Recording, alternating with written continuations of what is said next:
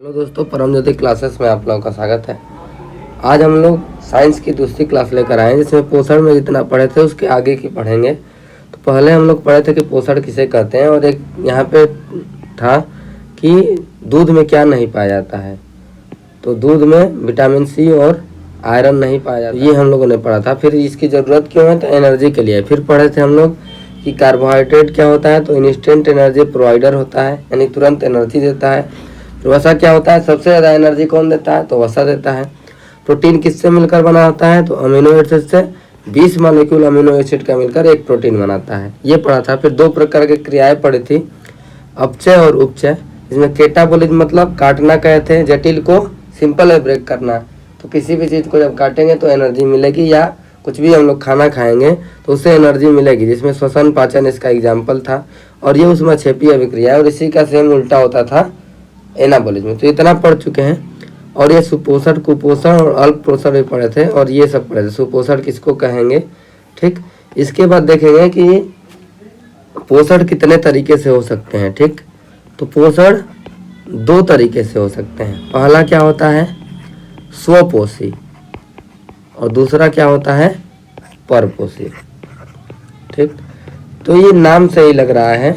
स्वपोषी का मतलब कि जो खुद पे डिपेंड है। स्व मतलब स्वयं, और पोषण मतलब जो स्वयं पोषण प्राप्त करते हैं, यानी कि जो स्वयं अपना भोजन खुद बनाते हैं और स्वयं पर निर्भर रहते हैं। तो ये इसमें क्या हो जाएगा कि ये प्रकाश संश्लेषण स्वयं करेंगे, ठीक। प्रकाश संश्लेषण करेंगे, ठीक, प्रकाश संश्लेषण करेंगे, यानी कि ये अपना भोजन खुद बनाएंगे। एग्जाम्पल क्या होंगे, पौधे। कौन से पौधे, तो हरे पेड़ पौधे, ठीक। इतना हो जाएगा क्लियर। तो वे जो अपना भोजन स्वयं बनाएंगे और खुद पर निर्भर रहेंगे, इसको क्या कहेंगे, स्वपोषी। तो इसका एग्जाम्पल क्या है, हरे पेड़ पौधे। जो पादप है वो क्या है, स्वपोषी है। इसके बाद एक और आता है इसमें कि सबसे ज़्यादा प्रकाश संश्लेषण कौन करता है, ठीक।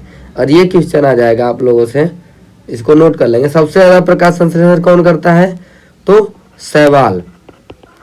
शैवाल सबसे ज़्यादा क्या करते हैं, प्रकाश संश्लेषण इसी में होता है। इसको इंग्लिश में कहते हैं एल्गी, ठीक। यानी कि जितना भी प्रकाश संश्लेषण हमारी लाइफ में होता है, या जो भी देख रहे हैं यूनिवर्स में होता है, इसका 90% प्रकाश संश्लेषण कौन करता है, शैवाल ही करता है। बाकी 10% में और पेड़ पौधे हैं जो भी प्रकाश संश्लेषण करते हैं, तो ये होते हैं स्वपोषी। और दूसरे स्वपोषी कौन है, जो कीमोसिंथेसिस करते हैं, ठीक। कीमोसिंथेसिस करते हैं, ये भी क्या है, स्वपोषी है। कीमोसिंथेसिस क्या होता है, तो इसके बारे में हम लोग बाद में देखेंगे, या ये पेपर में नहीं आता है। मेन होता है कि ये प्रकाश की अनुपस्थिति में कुछ बैक्टीरिया या जीवाणु हैं जो कार्बनिक पदार्थों का निर्माण करते हैं, तो वो होता है कीमोसिंथेसिस। लेकिन मेन क्या है, जो प्रकाश संश्लेषण करेंगे वो क्या होंगे, स्वपोषी। इसमें क्या आएंगे, हरे पेड़ पौधे। और इसमें सबसे ज़्यादा प्रकाश संश्लेषण कौन करता है, तो शैवाल। तो ऐसे आप लोग लिखेंगे कि सबसे ज़्यादा ये कौन करता है, प्रकाश संश्लेषण, शैवाल। ऐसे ऑब्जेक्टिव में आ जाएगा कि सबसे ज़्यादा प्रकाश संश्लेषण कौन करता है, तो शैवाल करता है। इतना हो जाएगा। दूसरा क्या है, परजीवी। परजीवी मतलब जो दूसरे पर निर्भर करते हैं। दूसरे पर कौन निर्भर करता है, तो जंतु जो होते हैं, ठीक। ये क्या है, दूसरे पर निर्भर है। या हम लोग मनुष्य हैं तो हम लोग भी क्या आते हैं, एनिमल में ही आते हैं। तो जंतु जो है दूसरे पर निर्भर रहते हैं। इसके एग्जाम्पल में क्या आ जाएंगे, शाकाहारी, मांसाहारी, और तीसरा हो जाएगा सर्वाहारी। ये सब क्या है, दूसरे पर निर्भर रहते हैं, तो इसको क्या कहेंगे, परपोषी जीव कहेंगे। हो गया। अब परपोषी में भी कई संबंध आता है, जीवों के बीच जो संबंध बढ़ता है, और उससे ही क्वेश्चन ज़्यादातर आता है, जो कि परीक्षा में कई बार आया है, यूपी टेट में भी और सुपर टेट में भी। तो ये बहुत ही इंपॉर्टेंट है। उसके जीव संबंध को पढ़ेंगे कि कैसा कैसा संबंध होता है। तो पहले इसमें पढ़ेंगे शाकाहारी, मांसाहारी और सर्वाहारी, सबको आता है, ठीक। जो लोग मांस खाते हैं मांसाहारी, जो साग खाते हैं, घास खाते हैं, ये हो जाएंगे शाकाहारी, और जो दोनों खाएंगे वो हो जाएंगे सर्वाहारी। तो इससे क्वेश्चन नहीं बनता है। क्वेश्चन क्या बनेगा, इनके रिलेशन को, ठीक।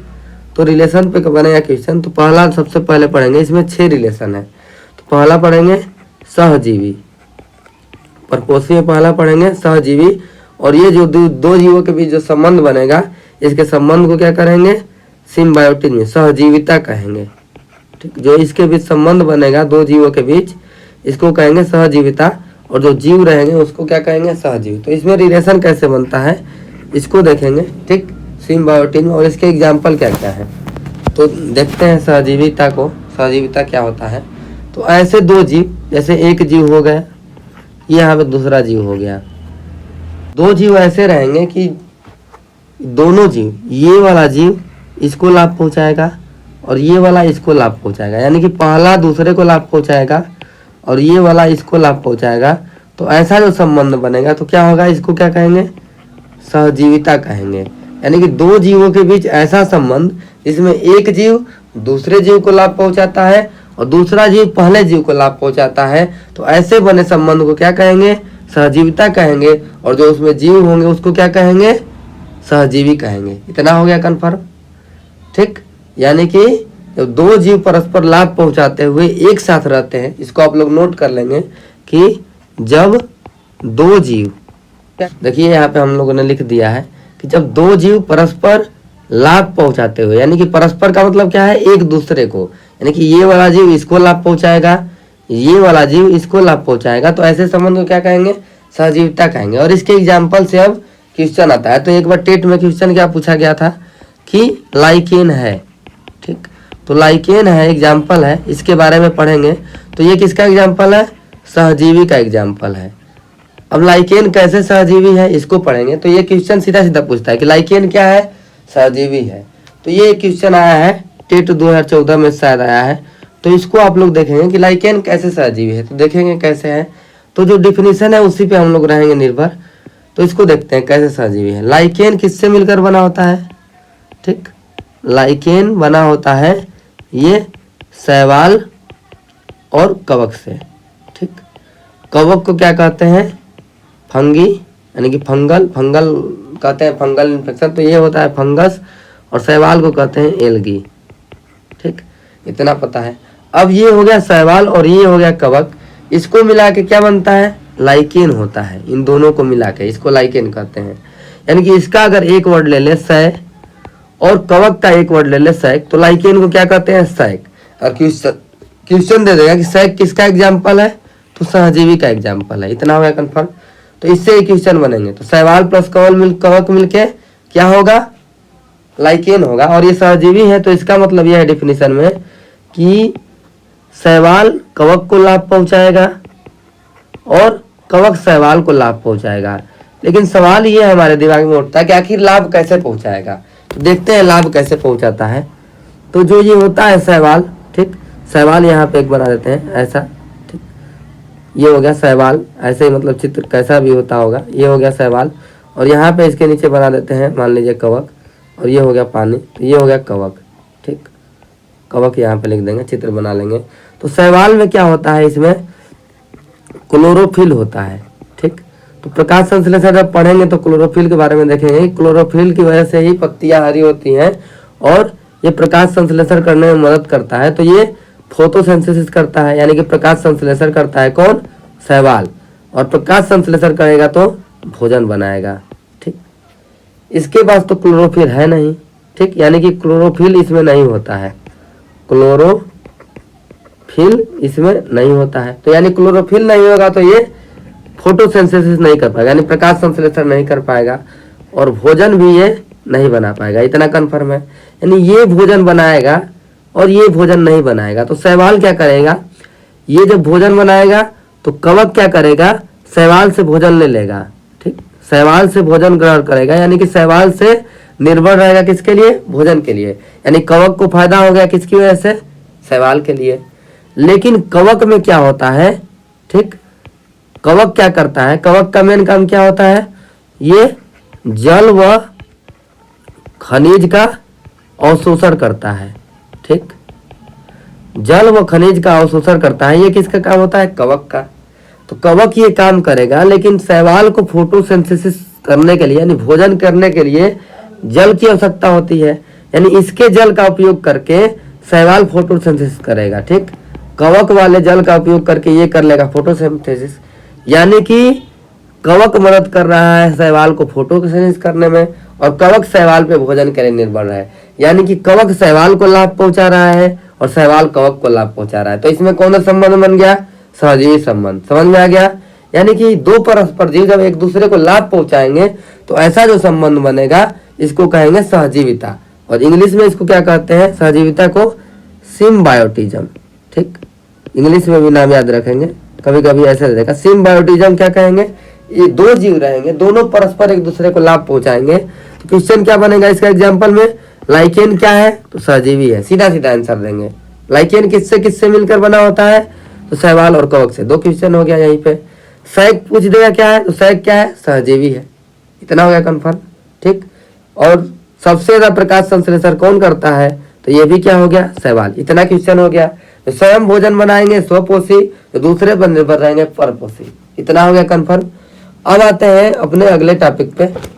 ठीक, इसी में देखेंगे कि और क्या क्वेश्चन बनेगा और इसके एग्जाम्पल क्या है सहजीविता के भी।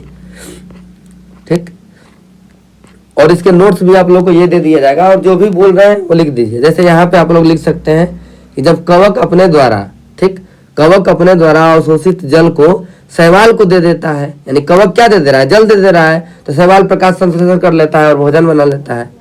और कवक क्या होता है, इस पे निर्भर रहता है, किस पे, शैवाल पे। तो ये संबंध क्या है, सहजीविता का। तो अपनी भाषा में इसको लिख लेंगे ताकि आप लोग को समझ में आ जाए। ठीक, फिर क्वेश्चन पूछता है कि लाइकेन क्या है, टोटल मिलके क्या है, लाइकेन स्वपोषी भी है। ठीक, यानी क्योंकि ये भोजन बना लेता है दोनों मिलके, तो ये क्या है, स्वपोषी है। दूसरा क्वेश्चन लाइकेन के बारे में अगर याद रखें, ठीक, लाइकेन के बारे में ही देखते हैं। तो एक और क्वेश्चन आता है, ठीक, तो लाइकेन किसका सूचक है, यानी ऐसा अगर आएगा क्वेश्चन तो ये आता है कि वायु प्रदूषण का सूचक है। लाइकेन क्या है, वायु प्रदूषण का सूचक है। ठीक, ये बात याद रहेगी। क्वेश्चन सीधा सीधा पूछता है कि इसमें से वायु प्रदूषण का सूचक कौन है, यानी वायु प्रदूषण की सूचना कौन देता है। तो लाइकेन वायु प्रदूषण का भी सूचक है, लेकिन ये काम कैसे करता है, कैसे ये वायु प्रदूषण का सूचक है। तो एक लाइन लिखेंगे कि लाइकेन, जो ये लाइकेन होता है, ये ऐसे स्थान पे नष्ट हो जाएगा जहां पे अम्ल वर्षा होगी। ठीक, अम्ल वर्षा जहां होती है वहां पे लाइकेन नष्ट हो जाता है। इसको आप लोग लिख लेंगे अपनी भाषा में, लाइकेन नष्ट हो जाता है। कहाँ पे, जहां भी अम्ल वर्षा होगी वहां पे लाइकेन नष्ट हो जाता है। तो जब नष्ट हो जाएगा तो लेकिन सवाल हमारे मन में कि ये सूचना कैसे देगा, किसको, लाइकेन वायु प्रदूषण की सूचना कैसे देगा। तो जहां भी एसिड रेन होता है वहां पे लाइकेन नष्ट हो जाता है, इतना तो पता है। लेकिन हम जानते हैं कि हमारे वायुमंडल में क्या है, नमी पाई जाती है। हमारा ये वायुमंडल है, ठीक, इसमें क्या पाई जाएगी, नमी पाई जाती है। लेकिन वायुमंडल में कभी कभी क्या होता है कि इसमें अनडिजायरेबल गैस पहुंच जाती है। जैसे इसमें क्या पहुंच जाएगी, कभी कभी SO2 पहुंच जाएगी। किसमें, वायुमंडल में। वायुमंडल तो गैसों का मिश्रण है, ठीक, जिसमें कभी कभी क्या होता है SO2 और NO2 पहुंच जाती है। किसमें, वायुमंडल में। और वायुमंडल में पहले से क्या मौजूद होती है, नमी। वायुमंडल में पहले से क्या मौजूद होती है, नमी।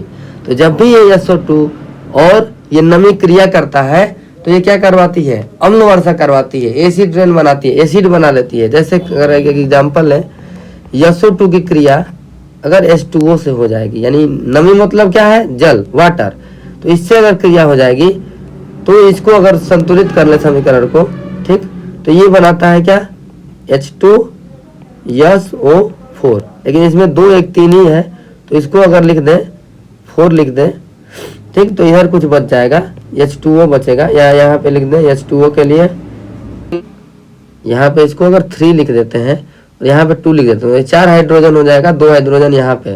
तो ये समीकरण हो गया संतुलित। यानी सब कहने का मतलब ये है कि SO2 H2O से मिलकर H2SO4 बना लेता है। H2SO4 क्या है, अम्ल है, ठीक, क्या है, अम्ल है। तो H2SO4 जब बना लेगा तो ये क्या करता है वायुमंडल में, अब जो होगी यहाँ पे वर्षा होगी तो ये क्या होगी, अम्ल वर्षा होगी, ठीक, अम्ल वर्षा होगी। और जहां भी अम्ल वर्षा होगी वहां पे क्या होगा, लाइकेन नष्ट हो जाएगा। यानी कि अगर लाइकेन को रखेंगे वहां पे जहां भी वायु में SO2 पहुंच जाएगा, यानी कि वायुमंडल प्रदूषित हो गया, वायु प्रदूषण हो गया, तो वायु प्रदूषण हो जाएगा इसकी वजह से, तो वहां अम्ल वर्षा होगी और अम्ल वर्षा होगी, वहां लाइकेन ले जाएंगे तो लाइकेन नष्ट हो जाएगा। यानी कि लाइकेन किसका सूचक देगा, वायु प्रदूषण का। जहां लाइकेन ले जाएंगे वायु प्रदूषण रहेगा, अम्ल वर्षा होगी तो लाइकेन नष्ट हो जाएगा। लाइकेन नष्ट हो जाने का मतलब क्या है कि ये वायु प्रदूषण की सूचना देता है। इतना आ गया समझ में, यानी कि अम्लीय वर्षा और इसका रीजन क्या है? वायु प्रदूषण। वायु प्रदूषण होगा तो अम्लीय वर्षा होगी। और किसके किसके कारण होगी अम्लीय वर्षा? तो SO2 और NO2 के कारण। तो ये भी क्वेश्चन बहुत बार पूछा है कि इनमें से अम्लीय वर्षा का कारण कौन सा है? तो अम्लीय वर्षा का कारण कौन सा है? SO2 और NO2। इतना याद रहेगा, ठीक। तो ये हो गया लाइकेन से क्वेश्चन। अब इसके बाद दूसरा इसमें एग्जाम्पल आता है सहजीविता में, ठीक। आप लोगों ने नाम सुना होगा क्या? राइजोबियम का, ठीक। राइजोबियम जो होता है जीवाणु, ठीक। तो इसमें क्या है, इसमें कैसे सहजीवी संबंध पाया जाएगा और ये किसके साथ सहजीवी बनाएगा? तो इसके लिए एग्जाम्पल देखते हैं। क्या देखते हैं? देखेंगे एग्जाम्पल। जो भी दलहनी पौधे होंगे, दलहनी मतलब दाल वाले, ठीक। दलहनी पौधे होते हैं, ठीक। दलहनी पौधे, इसको कहते हैं क्या? लेम्यूमिनस, ठीक। लेम्यूमिनस कुल के पौधे होते हैं। तो ये क्या होते हैं? दलहनी पौधे होते हैं। लेम्यूमिनस कुल के पौधे जो होते हैं दलहनी होते हैं। तो इनकी जड़ों या गांठों में क्या पाया जाता है? राइजोबियम पाया जाता है, ठीक। किसके? लेम्यूमिनस कुल के पौधों की जड़ों या गांठों में क्या पाया जाएगा? ठीक, राइजोबियम पाया जाता है, ठीक। जड़ों या गांठों में क्या पाया जाएगा? राइजोबियम पाया जाएगा, ठीक। इसके बाद जो ये राइजोबियम क्या है? एक जीवाणु है, ठीक। लेकिन ये सहजीविता का गुण इसमें कैसे होता है? तो पहला तो ये क्वेश्चन बन गया कि दलहनी कुल के पौधों में जड़ों में कौन सा जीवाणु पाया जाता है? तो उसमें दलहनी कुल के पौधों में राइजोबियम नामक जीवाणु पाया जाता है। पहला क्वेश्चन हो गया, ठीक। लेकिन ये संबंध कैसे बनाता है? जैसे ये हो गया जीवाणु, ठीक। इसका क्या नाम है? राइजोबियम। राइजोबियम हो गया, ठीक। ये हो गया लेम्यूमिनस कुल के पौधे। तो इसके ये जड़ में रहता है, नोड में रहता है। नोड मतलब जड़ों में क्या पाया जाता है? राइजोबियम। तो राइजोबियम को क्या मिल गया? इससे आवास मिल गया। किसकी आवास मिल गया? यानी कि जिसके जड़ में रहेगा, यानी कि लेम्यूमिनस कुल के पौधों की जड़ में रहेगा, तो राइजोबियम को मिल गया क्या? आवास। क्या मिल गया? आवास। तो जो राइजोबियम हो गया इसको मिल गया क्या से? आवास। कहाँ से? इसकी जड़ों में रहता है। तो और ये कहाँ से भोजन प्राप्त करता है? तो दलहनी पौधों से। तो ये तो हो गया जीवाणु को लाभ, यानी राइजोबियम को तो लाभ हो गया, लेकिन दलहनी पौधों को आखिर में इससे क्या लाभ हुआ? तभी तो सहजीवी का संबंध बनेगा। जब दोनों एक दूसरे को लाभ पहुंचाएंगे तब सहजीवी का संबंध बनेगा। तो जो लेम्यूमिनस कुल के पौधे हैं, ठीक, लेम्यूमिनस कुल के पौधे हैं, इसको होती है किसकी आवश्यकता? नाइट्रोजन की आवश्यकता, ठीक। यन मतलब नाइट्रोजन की आवश्यकता होती है किसको? लेम्यूमिनस कुल के पौधों को। और ये कहाँ से मिलता है? आपको मिलता है किससे? राइजोबियम से, ठीक। अब राइजोबियम कैसे बनाता है? राइजोबियम कैसे इसको नाइट्रोजन की आवश्यकता को पूरा करता है, इसको देखेंगे। तो यहाँ पे एक पॉइंट होता है कि जो हमारे वायुमंडल है कि ये नाइट्रोजन की आवश्यकता होती है किसको? इसको पौधों को। और ये राइजोबियम कैसे इसको प्रोवाइड करता है? तो हम लोग जानते हैं कि जो यहाँ पे एक क्वेश्चन बनता है कि पेड़ पौधे, ठीक, जो पेड़ पौधे होते हैं, लेमिनस का है, ये कुल का एक पौधा ही है, तो ये नाइट्रोजन को किस रूप में ग्रहण करते हैं? ये आता है क्वेश्चन। नाइट्रोजन को किस रूप में ग्रहण करते हैं? कौन? पेड़ पौधे। तो ये करते हैं किसके फॉर्म में? इसका आंसर क्या होगा? नाइट्रेट के फॉर्म में। ये भी क्वेश्चन बहुत बार पूछा गया है। तो नाइट्रेट के फॉर्म में क्या करते हैं? ग्रहण करते हैं किसको? नाइट्रोजन को। कौन? पेड़ पौधे, ठीक। इतना हो गया कंफर्म। इसके बाद नाइट्रोजन को ये ग्रहण कर लिए नाइट्रेट के रूप में, लेकिन नाइट्रेट इसको बनाया कौन? क्योंकि वायु में तो क्या होता है? नाइट्रोजन होता है। जब भी हम देखेंगे कि मृदा जो होता है, जो मिट्टी के कण होते हैं, ठीक, ये हो गया मिट्टी, इसके कणों में थोड़े थोड़े छिद्र पाए जाते हैं। तो मृदा में क्या पाए जाते हैं? छिद्र पाए जाते हैं। और इससे जो ऊपर से होती है वायु, ठीक, ऐसे आकर इसके छिद्र में प्रवेश कर जाती है, ठीक। और वायुमंडल में कितना होता है नाइट्रोजन? 78%। कितना होता है? 78%। ये वायु आके क्या करती है? मृदा में प्रवेश कर जाती है। और मृदा में क्या होता है? वायु में क्या होता है? नाइट्रोजन। यानी कि नाइट्रोजन इनडायरेक्टली हमारे मृदा में प्रवेश कर रही है, ठीक। यानी कि वायु इससे रिस कर नीचे चली जाती है। लेकिन राइजोबियम क्या करता है? राइजोबियम क्या करता है? इसके पौधे के गांठ में होता है और ये नाइट्रोजन को, ठीक, नाइट्रेट में कन्वर्ट करता है। ठीक, क्योंकि पौधों को तो चाहिए क्या, नाइट्रेट, और राइजोबियम क्या करता है, नाइट्रोजन को क्या करता है, नाइट्रेट में बदलता है। नाइट्रोजन क्या करता है, नाइट्रेट में बदल देता है। तो यानी कैसे लाभ हुआ, एक और हो गए दलहनी पौधे, ठीक, और एक और हो गया राइजोबियम। ठीक, राइजोबियम को दलहनी पौधे से क्या लाभ मिला, आवास मिला और प्लस भोजन मिला। और ये दलहनी पौधों को क्या चाहिए, नाइट्रोजन, तो ये इसको नाइट्रेट में कन्वर्ट करता है, कौन, राइजोबियम। यानी कि नाइट्रोजन को नाइट्रेट में कौन कन्वर्ट करता है पौधों के लिए, तो राइजोबियम कन्वर्ट करता है। इतना हुआ कंफर्म। तो ये दो एग्जाम्पल एकदम याद रखें, किसका, सहजीविता का। दो एग्जाम्पल कौन कौन सा था, लाइकेन था और ये था राइजोबियम। राइजोबियम किसमें पाया जाता है, तो लेम्यूमिनस कुल के पौधों में पाया जाता है। ठीक, और पौधे किस रूप में नाइट्रोजन को ग्रहण करते हैं, तो नाइट्रेट के फॉर्म में ग्रहण करते हैं। तो इतना हो गया क्वेश्चन। ठीक, एक एक लाइन जो बोला जा रहा है यहाँ पे, ये एक क्वेश्चन ही है। फिर दूसरा होता है सहसंबंध, वो होता है परजीविका, इसको कहेंगे पैरासिटिज्म। ठीक, इसको कहेंगे परजीवी को क्या कहते हैं, पैरासाइट, इसको क्या कहेंगे, पैरासाइट कहेंगे। ठीक, तो इसको साफ साफ दिख रहा है कि ऐसे जीव जो दूसरे पर निर्भर है, ठीक, दूसरे जीव पर निर्भर है, परजीवी मतलब दूसरों पर निर्भर है, किसके लिए, भोजन के लिए, जो अपने भोजन के लिए दूसरे जीवों पर निर्भर है। जीव मतलब सजीव पर निर्भर है। ठीक, इसको लिखेंगे जो अपने फूड के लिए सजीवों पर निर्भर है, उसे क्या कहेंगे, परजीवी। क्या कहेंगे, परजीवी। इसका एग्जाम्पल बार बार पूछता है, तो इसका सबसे जो एग्जाम्पल है फेमस, वो है अमरबेल। ये बहुत बार आया है परीक्षा में। एक हो गया अमरबेल। इसके अलावा जो परजीवी का एग्जाम्पल है वो क्या है, वायरस। ठीक, फिर इसके बाद क्या है, बैक्टीरिया।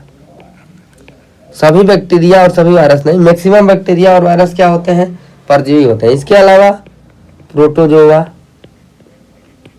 ठीक, इसके बाद मच्छर, इसके बाद जू, ठीक, इसके बाद जोक, ठीक, जोक, फिर इसके बाद क्या होता है, कसकटा।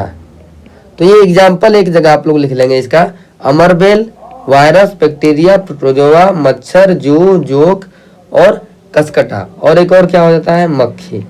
ठीक, तो मक्खी, ये किसका एग्जाम्पल हो गया, परजीवी का। ये अपने फूड के लिए किस पर निर्भर रहते हैं, तो सजीवी के बीच में। तो ये जो पैरासिटिज्म है यानी कि परजीविता है, इसके दो जीवों के बीच संबंध कैसा बनेगा, तो दो जीवों के बीच ऐसा संबंध बनेगा इसमें परजीवी मतलब दूसरे पर निर्भर रहेगा। तो ये लिखेंगे परजीवी के नीचे परजीविता। ये कैसे संबंध बनेगा इसको समझते हैं। तो परजीविता में दो जीवों के बीच संबंध बनेगा, लेकिन कैसा संबंध बनेगा, एक जीव जो दूसरे पर निर्भर रहेगा, यानी कि एक जीव दूसरे पर फूड के लिए निर्भर रहता है, यानी कि जो अपने भोजन प्राप्त करता है दूसरे पर रह के, तो उसको क्या होगा, लाभ होगा। किसको लाभ होगा, एक जीव को लाभ होगा। किसको लाभ होगा, जो दूसरे पर भोजन के लिए निर्भर है, यानी कि जो पोषण प्राप्त करता है, यानी कि अपना भोजन प्राप्त करता है एक जीव, जिसको लाभ होगा, इसको क्या कहेंगे, परजीवी कहेंगे। ठीक, जो लाभ प्राप्त करेगा इसको क्या कहेंगे, परजीवी कहेंगे। यानी कि ये दूसरे पर आश्रित है, किसके लिए, अपने भोजन के लिए। और जो दूसरे पर जिससे वो भोजन प्राप्त करेगा उसको क्या होगी, हानि होगी, उसको क्या होगी, हानि होगी। तो ये क्या है, आश्रयदाता, यानी कि ये वाला तो इस पे आश्रित है, यानी कि इसको लाभ हो गया, और दूसरे को क्या होगी, हानि होगी, यानी ये इसको आश्रय देता है। तो ये दो प्रकार से होते हैं। जो पोषण प्राप्त करेगा ये तो हमेशा परपोषी होंगे, ये हमेशा क्या होंगे, परपोषी। हम लोग परपोषी के एक प्रकार पढ़ रहे हैं। तो ये जो लाभ प्राप्त करेगा इसको कहेंगे परजीवी, और ये परपोषी होगा। और जो जिसको हानि होगी ये कहाँ से अपना पोषण प्राप्त कर सकता है, या तो हरे पेड़ पौधों से करेगा, या तो किसी जंतु से करेगा। यानी जिसको हानि होगी वो जंतु भी हो सकता है, और वो जंतु भी हो सकता है और वो पौधा भी हो सकता है। जो हरे पेड़ पौधे होंगे इसको कहेंगे स्वपोषी, और एक होगा परपोषी। यानी कि जिस पे निर्भर रहेगा, ये जितने भी क्या है, ये परजीवी है, ये जिस पे भी निर्भर रहेंगे ये क्या हो सकते हैं, या तो ये पौधे पे रहेंगे निर्भर, या तो ये रहेंगे जंतु पे निर्भर। ठीक, ये जू है, मच्छर है, ये सब है क्या है, या तो कुछ पौधे पे निर्भर रहेंगे और कुछ रहेंगे इस पे निर्भर, क्या कहते हैं, जंतु पे निर्भर रहेंगे। ठीक, तो इसको ऐसे ही सेम लिखेंगे कि दो जीव इस प्रकार एक दूसरे पर आश्रित रहते हैं कि एक जीव दूसरे से अपना पोषण प्राप्त करता है। क्या प्राप्त करता है, पोषण प्राप्त करता है, यानी कि लाभ प्राप्त करता है। तो दूसरे को जो होती है वो हानि होती है, जिसमें सुपोषी और परपोषी होते हैं। जिसको लाभ होता है वो परजीवी होता है। तो ऐसे ही एक बार एक क्वेश्चन पूछा था, ये तो एग्जाम्पल याद रखेंगे ही। क्वेश्चन क्या पूछा था कि अमर बेल है। ठीक, अभी एग्जाम्पल पढ़े हैं, अमर बेल है। ठीक, तो ये पीले रंग की बेल होती है। ठीक, क्या होती है, पीले रंग की होती है, जो पेड़ पौधों पर ऐसे छोटा छोटा, ठीक, आप लोग देखे होंगे ऐसे ऐसे रहते हैं, बरगद की पेड़ पर भी, और नीचे लटका हुआ रहता है। तो ये होता है ऐसे ही कुछ स्ट्रक्चर का होता है, जैसे तरोई की सब्जी में, लौके में होता है, बन जाता है। ठीक, तो ये पतला धागे की तरह होता है। ये किस पे निर्भर रहता है, पेड़ पौधे पे ही निर्भर रहता है। ठीक, तो ये क्या है, अमरबेल परजीवी का एग्जाम्पल है। सीधा सीधा जहां भी ऑप्शन में आप लोगों को परजीवी दिख जाएगा, आप लोग ट्रिक कर देंगे। ठीक, और ये कैसे इसको नुकसान करता है, तो इसको तो हो गया फायदा, क्योंकि ये पेड़ पौधे पर अपने आश्रित है, आश्रय रहता है। लेकिन ये क्या करता है, जब ये बड़ा हो जाता है, क्या, अमरबेल, तो पेड़ पौधे का विकास रुक जाता है। ठीक, जब बड़ा हो जाएगा तो पेड़ पौधे का विकास रुक जाएगा। ठीक, तो ये हो गया एक एग्जाम्पल। इसके और अन्य एग्जाम्पल देखते हैं। पादप में, पादप परजीवी में मतलब जो कि पादपों पे निर्भर होते हैं, यानी कि स्वपोषी पे निर्भर रहते हैं। तो इसके और एग्जाम्पल लिख लेंगे, क्या, रेफलेसिया लिखेंगे। ठीक, एक हो गया। दूसरा लिखेंगे ओरोबैंकी, इसके एग्जाम्पल को लिख लेंगे ओरोबैंकी, यानी कि जो ये दोनों हैं ये क्या है, परजीवी है, परजीवी का एग्जाम्पल। और तीसरा क्या है, अमरबेल। और जो बाकी सब है वो क्या है, जंतु परजीवी। जंतु परजीवी मतलब जंतु पर निर्भर रहते हैं, जैसे हो गया जू, ठीक, मक्खी अभी बताए थे, जोंक हो गया। ठीक, ये सब क्या है, खटमल हो गया, फिर उसके बाद हो गया मच्छर। ये सब क्या बताया गया है, ये सब भी क्या है, परजीवी है, दूसरे सजीवों पर ये निर्भर है। अब एक और एग्जाम्पल एक बार पूछा था। ठीक, क्या पूछा था, देखते हैं क्वेश्चन को। क्वेश्चन, अब इस क्वेश्चन को आप ध्यान से पढ़ें। तो भैंस के पीठ पर बैठा बगुला के बीच जो संबंध बनता है, ये कैसा संबंध बनता है। दो अब तक हम लोगों ने संबंध देखा है, कौन कौन सा, सहजीवी और परजीवी। तो इन दोनों में देखते हैं। जैसे ये हो गई भैंस, ये हो गई भैंस, ठीक, और ये हो गया इसकी पीठ पे बैठ गया बगुला। ठीक, पीठ पे क्या बैठा है, बगुला। तो ये भी क्वेश्चन आया है एक बार। तो देखेंगे बगुला क्या करेगा, भैंस की पीठ पर। ठीक, भैंस की पीठ पर क्या बैठे रहते हैं, ठीक, आप लोग देखे होंगे, जू, ठीक, या किलनी या जोक। मान लीजिए इसकी पीठ पर कुछ ये सब जोक हो गया, ये सब पीठ पर ये बैठ गए हैं, इसकी भैंस की पीठ पे है या भैंस की पीठ पर है। तो ये क्या है, जू, किलनी, जोक, ये हो गया। तो ये कह रहा है कि भैंस की पीठ पर बैठा बगुला किसका संबंध है। तो हम लोग यहाँ पे देखते हैं कि जो बगुला है भैंस की पीठ पर बैठे हैं, क्या, जू, किलनी, जोक, यानी कि ये इन तीनों को खाएगा। कौन खाएगा, बगुला। बगुला इन तीनों को क्या करेगा, खाएगा। तो खाएगा तो भैंस को तो लाभ पहुंचेगा, क्योंकि भैंस को ये सब क्या करेंगे, परेशान करेंगे। ठीक, क्या करेंगे, भैंस को ये सब क्या करेंगे, हानि पहुंचाएंगे। कौन हानि पहुंचाएगा, जू, किलनी, जोक। लेकिन बगुला क्या करेगा, इसको खा लेगा। यानी कि इसको क्या हो गया, बगुला को भी क्या हुआ, लाभ हो गया, क्योंकि इसको मिल गया भोजन, और भैंस को भी क्या हो गया, लाभ हो गया, क्योंकि इसकी पीठ पर बैठ कर ये खा रहे थे, जू, किलनी, जोक, यानी इसको परेशान कर रहे थे और इसको हानि पहुंचा रहे थे। लेकिन जब बगुला खा लेगा भैंस की पीठ पर जो बैठे हैं जू, किलनी, जोक, तो इसको भी लाभ हो जाएगा। यानी बगुला को भी लाभ हुआ, बगुला जब पीठ पर बैठा तो, और भैंस को भी लाभ हुआ। यानी दोनों जीव जब एक दूसरे को लाभ पहुंचाएंगे तो भैंस और बगुला में क्या संबंध हुआ, सहजीविता का। हुआ कि नहीं। तो इसका आंसर क्या हो जाएगा, सहजीविता। क्यों हुआ, क्योंकि बगुला को भी हो रहा है लाभ, क्योंकि इसको मिल रहा है भोजन, और भैंस को भी क्या हुआ, लाभ, क्योंकि इसकी पीठ पर बैठते थे जू किलनी जोग, और इसको जब बगुला खा जाएगा तो ये उसकी पीठ पे अब नहीं रहेंगे, तो इसको अब हानि नहीं पहुंचेगी। तो भैंस और बगुला में क्या संबंध बन गया? सहजीविता का।